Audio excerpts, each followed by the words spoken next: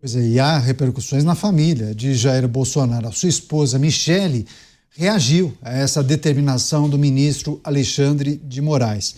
Inclusive, ela disse que é um desafio grande para a família resistir a essa perseguição, lidar com as incertezas e ainda suportar humilhações. Ela fez uma postagem dizendo que acredita na vitória e afirmou que também acredita nas promessas de Deus. Daí, nesta terça-feira, Bolsonaro recebeu a visita do vice-prefeito de São Paulo, o coronel Melo Araújo, que relatou ter encontrado o ex-presidente triste e indignado com tudo que estão fazendo com ele. Melo Araújo também contou que Bolsonaro oscila entre alegrias e choros e que estão enterrando o ex-presidente vivo. Você, Mota, as falas de Michele Bolsonaro dizendo que Jair Bolsonaro e toda a família estão sendo humilhados. É um roteiro que a história já viu muitas vezes. A razão oficial para essas crescentes restrições impostas a Jair Bolsonaro é a possibilidade de que ele fuja. O presidente dos Estados Unidos, Donald Trump, tem manifestado indignação em relação ao tratamento que Jair Bolsonaro tem recebido. Trump chamou esse processo contra Jair Bolsonaro de caça às bruxas. Trump já escreveu 3 cartas sobre esse assunto, determinou a aplicação de tarifas comerciais punitivas, por isso, e determinou a aplicação de sanções da lei Magnitsky. As repercussões, tanto das tarifas quanto da sanção da lei Magnitsky, foram enormes e graves, inclusive no mercado financeiro. A reação do Estado brasileiro aos protestos de Donald Trump foi submeter Jair Bolsonaro a restrições ainda maiores. Agora, o Estado brasileiro planeja colocar agentes policiais dentro da própria casa de Jair Bolsonaro. Há quem diga que Bolsonaro deixou de ser um réu para ser um refém. Tratando desse assunto, o meu amigo Paulo Breguet escreveu: o sonho dos socialistas é esse, colocar um agente policial dentro da casa de cada cidadão, de modo a garantir que todo mundo seja exemplarmente punido em caso de qualquer esboço de oposição ao regime. Cristiano Beraldo, você acha que não tem um efeito de reforçar aquela base de apoio? Essas pessoas acabam se sensibilizando, entendem o discurso dos integrantes da família quando falam em perseguição. Isso, em algum momento, acaba revertendo eleitoralmente em prol da família Bolsonaro? Você não acha que, apesar de toda a dificuldade, apesar desse momento difícil que passa Jair Bolsonaro, tem um elemento em que eles certamente irão ganhar alguma coisa lá na frente, para além das questões jurídicas? Neto, o grande ponto desse cenário é que o pessoal do STF, os ministros do STF, são absolutamente analógicos. Eles, a partir do conhecimento que recebem críticas em redes sociais, passaram a ficar incomodadíssimos e alimentar ali um caminho para que haja censura no Brasil, para que as pessoas sejam proibidas de falar qualquer coisa com as quais eles não concordem. Porque a ideia de serem criticados é uma ideia que os aterroriza.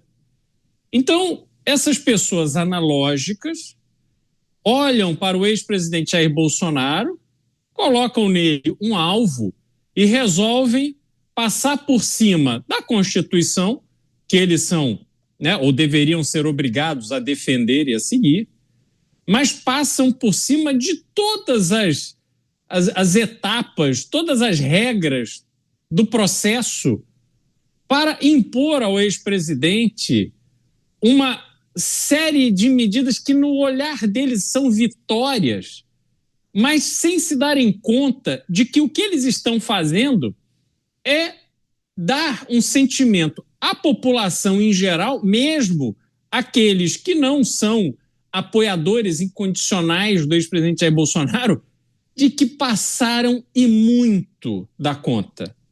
É injustificável o que está acontecendo.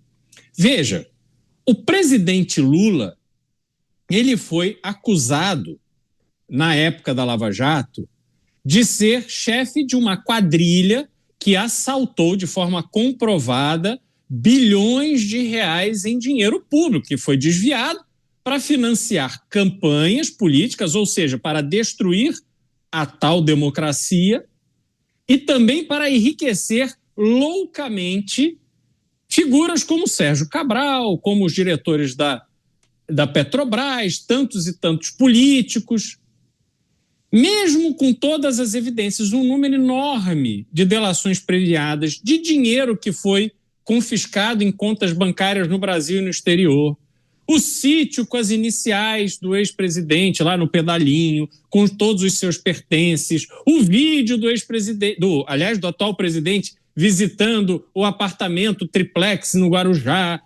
Com tudo aquilo, ele foi julgado em primeira instância, aí recorreu para a segunda instância, foi condenado de novo, aí recorreu para os tribunais em Brasília, foi condenado de novo, e aí, por fim, o Supremo Tribunal Federal negou uma liminar para evitar que ele fosse preso. E aí sim ele foi preso.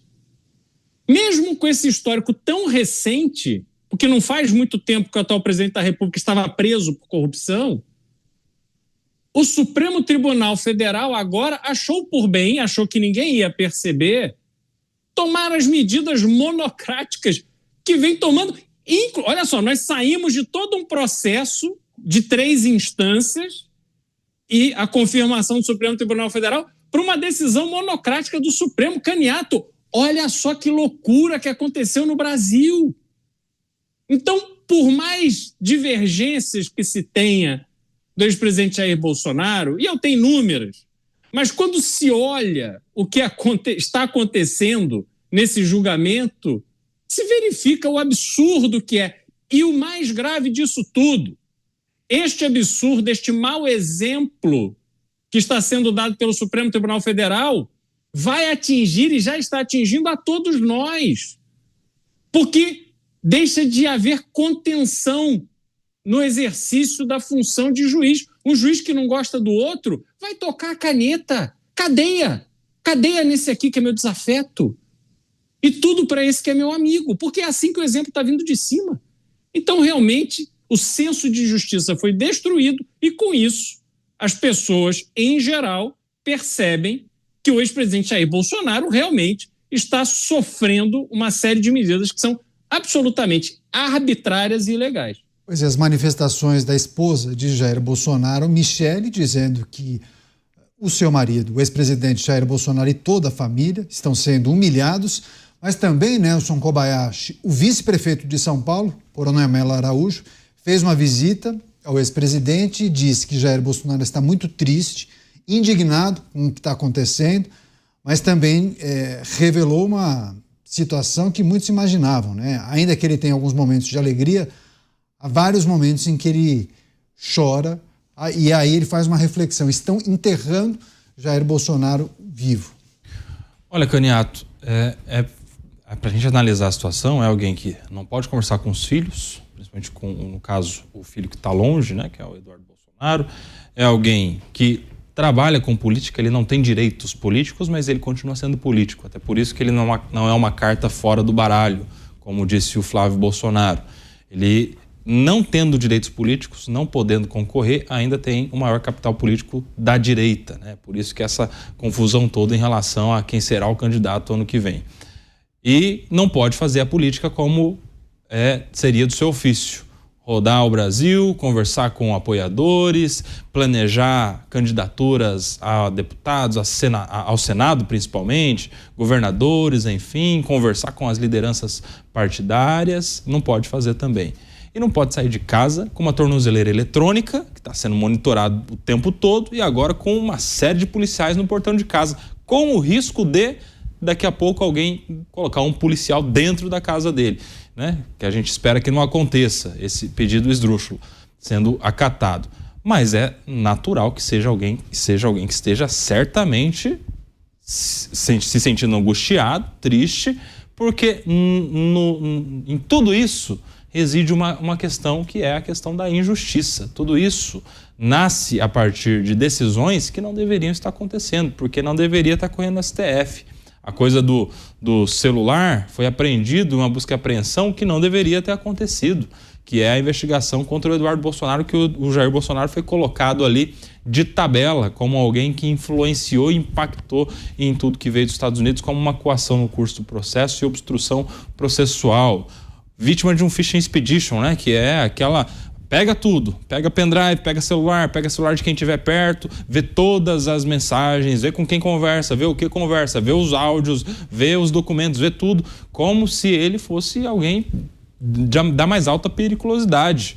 Lembrando que toda essa intensificação da segurança na porta do ex-presidente Jair Bolsonaro, mais policiais, quando o governo federal teve há um ano, no seu presídio de segurança máxima, 2 membros do Comando Vermelho fugindo pela porta da frente e ficando dias longe dos olhos das autoridades. Veja só que comparação, né? Os membros do Comando Vermelho, facções criminosas, fogem do presídio de segurança máxima federal, enquanto o ex-presidente, que até esse momento não tem denúncia alguma de corrupção ou de qualquer outra coisa dessa gravidade, está sendo tratado dessa maneira. Então de fato, uma humilhação, é uma ofensa à honra, uma ofensa pública, inclusive à honra de alguém que vive toda essa condição que, de fato, essa comparação que foi feita pelo vice-prefeito faz muito sentido, alguém que está sendo enterrado vivo.